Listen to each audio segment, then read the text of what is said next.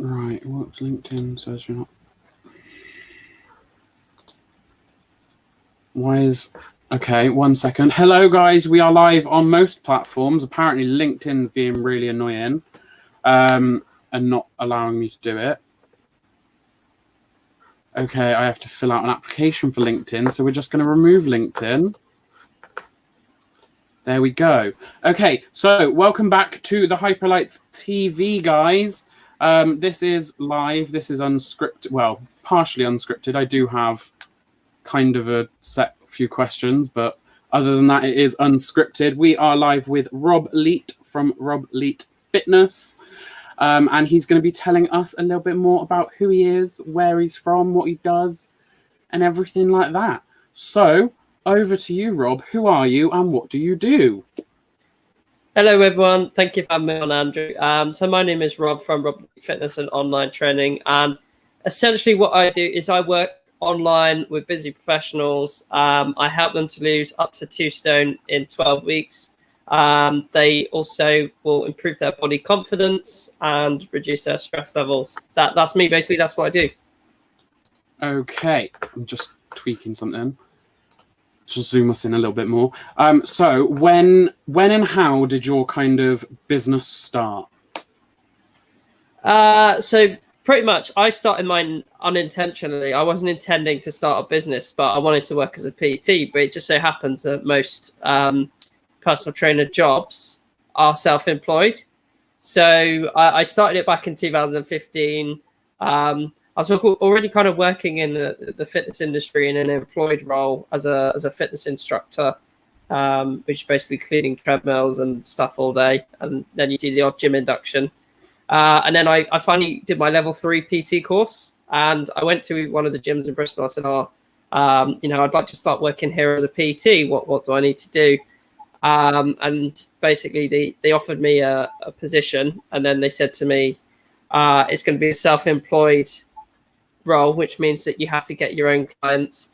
We don't give you any pay. It's all down to you, basically. So I kind of started in 2015 accidentally. Yeah. Okay, so obviously during lockdown, there's been restrictions on meeting people and all of that. How have you coped, and have you gone national or international with your business? Well, this might sound really cocky of me, and I don't intend it to be that way, but to be fair, it hasn't really impacted me too badly because I was very quick to jump on and move everything online. And I had some elements of my business that were online already, like I had a paid Facebook group, I had paid programs that people could subscribe to online. I just made that the main thing and developed a couple of new programs. And yeah, like I say, my business is all online now, and it's probably going to stay that way for the time being. And as you alluded to, it has gone international now. I work with somebody in America, so not just the UK. How does the time difference affect that? So actually, funny enough, I have a call with him later this evening, and essentially it's 2 o'clock his time and around 7 o'clock our time. So they're about 5 hours behind us. So he's on the East Coast? I think so, yeah. Now. Yeah, because Pennsylvania. East Coast is 5, West Coast is 8 hours, I think. It's my knowledge of geography for you today, guys. So what, where do you see your business in 5 years? I think the vision for me at the moment is to grow it to an online, a thriving online community where I'm helping multiple people, not just in the UK, across the world as well. So I'd like to expand and have more people that are not based in the UK. I'd like to potentially get it to the point where I have some other coaches who work under the RL Fitness brand.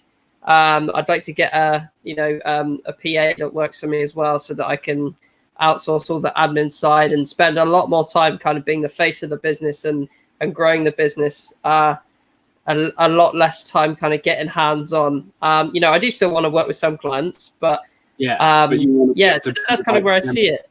I see it as growing this kind of community, it being a kind of international business, and potentially having more people that work under the RL Fitness brand. Awesome. So you obviously talked about personal training. Is there any other services that you provide, like bespoke thing? Like, do you tailor it to your clients? How does it work? Yeah, so If I were to ask you to be my PT, how would that work? pretty much the majority of things that I do is all one-to-one. So I take on probably a few clients a month, and I work with them on a one-to-one basis. So I will prescribe them with an exercise plan. I'll set them targets in terms of how much activity they need to be doing on a daily basis in regards to steps. I'll prescribe them with a target calories and things like, how much protein, how much fruit and veg, how much water to drink. And then it's basically just a case of getting them to do it, checking in with them each day. So I ask people to send me a message at the end of the day. What steps have you done today? What exercise you done? What's your food been like today, etc. And then we'll have a phone call once a week as well to kind of set them goals, check in. They can ask me any questions they might have, check any concerns. And that's basically it. I have kind of like another service, which is like a subscription group. So it's like 20 quid a month. They can basically get a program. They can get some like PDFs about what to do with their nutrition. And then I set them up with a initial goal setting call. So yeah, that's kind of the two things I offer. Obviously the one-to-one is a lot more bespoke. And then the paid group is not as hands-on. But I wanted to set that up as a thing that makes me more accessible to people that can't necessarily afford to work with me on a one-to-one basis. Yeah. So this is kind of more of a fun question. Have you ever turned a client down? And if yes, why? I've done it a few times. Yeah. If I think that if someone's doesn't seem like they're committed and they're motivated to make change, I'll be quite honest. I'll say, look, I only want to work with people who are very motivated and are prepared to do what it takes to achieve this goal. And I don't think it sounds like you're ready yet. I've also, if people are more looking for someone to stand in front of them and shout at them, then I'll refer them out to somebody locally. Yeah. But because just online is not going to work. There's some people where online is not what they want and they actually need someone in front of them. So if I don't think someone's motivated enough, if I feel like online coaching is not right for someone, then those are the times I'll say, look, I don't think I'm right. Awesome. And for the people watching that may be interested in booking you as a PT or joining that subscription service, what are your socials and your links? So my website is rleat-fitness.com. I'm currently in the process of trying to update that. Now I've got all these lovely photos that Ken's done for me, and also updating some of the copy on there. I'm going to get someone in for end to help me with that, writing the copy. Instagram, I'm quite active on rleat_fitness, and Facebook, just connect with me on my profile, Robert Leat, or go to the Robert Leat Fitness business page. Those are the places I tend to hang out.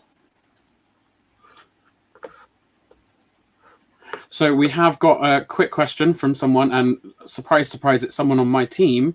They have said, does he like candles?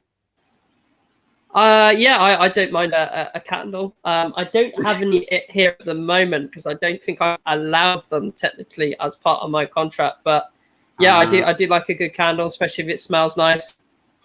You can tell my team are quite determined. Yes. So to finish on, what are the 3 top tips you would give to someone in self-employment?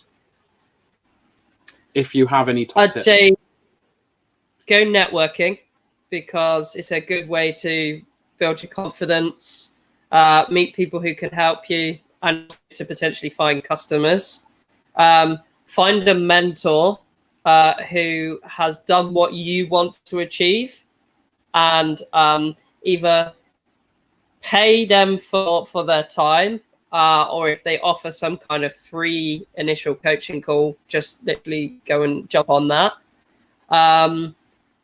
Or if they speak at events, go and see them speak at an event. That's another way you kind of get access to people without having to necessarily hire them as your mentor. And then just be patient, I would say, is the last thing, because as they say, Rome wasn't built in a day. Like it's going to take time. It's going to take a lot of effort. There will be times where it's maybe not going to quite go how you want it, but if you're patient and you keep consistent, things will pay off. Awesome. Okay, so my team member has also said, do you want to join her Facebook group? No, Judith, he'll probably join my Facebook group. I'm in the Hyperlights one. I'm in your Hyperlights group. He's already in the Hyperlights, so no, Judith, he's mine. Okay, so that is it for the interview today, guys. Coming next week, we have someone from Partylight, actually, is a colleague of mine, and she has built her business in Partylight phenomenally. I can never say words. She's built it massively. She runs a region in the UK, and she's been doing this 23 years. So I'm very excited to interview her. I might have to tweak some questions for her, just to try and get an insight into that. But I would like to take this chance to thank Rob and everyone that's watched and commented along, including my team. And yeah, if you have liked this video, please give it a thumbs up. If you're watching it on replay, please put #replay. And if you have any questions, I'm sure if you comment on this one, Rob might be able to find it, or the links should be in the description. So have a great day, and have an even greater weekend if you can. And now we've got short messages from me. So enjoy this short video.